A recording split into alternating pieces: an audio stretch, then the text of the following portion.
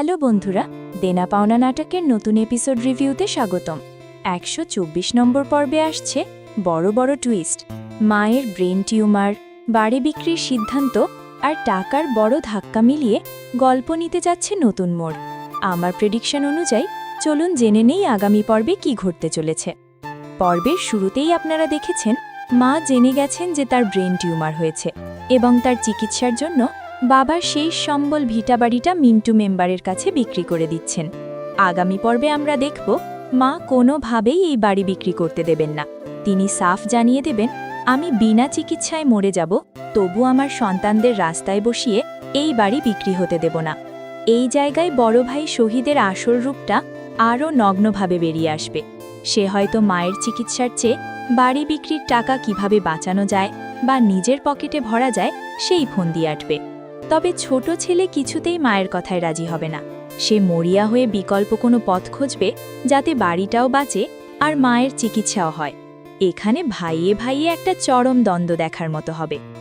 এবার আসি আগামী পর্বের সবচেয়ে বড় চমকে, শহীদের কাহিনীতে।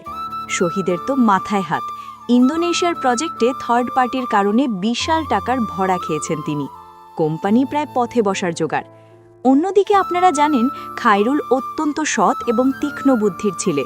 124 নম্বর পর্বে আমরা দেখতে পাব শহীদের এই ক্রাইসিসের কথা কোনোভাবে খায়রুলের কানে পৌঁছাবে।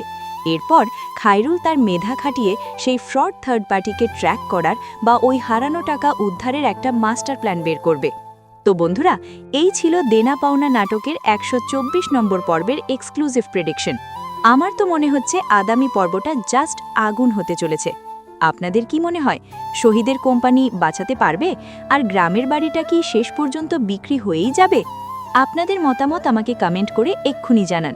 ভিডিওটি ভালো লাগলে অবশ্যই একটি লাইক দেবেন, বন্ধুদের সাথে শেয়ার করবেন আর চ্যানেলে নতুন হলে সাবস্ক্রাইব করে বেল আইকনে ক্লিক করতে একদম ভুলবেন না, যাতে পরের ভিডিওর নোটিফিকেশন সবার আগে আপনার কাছে পৌঁছায়।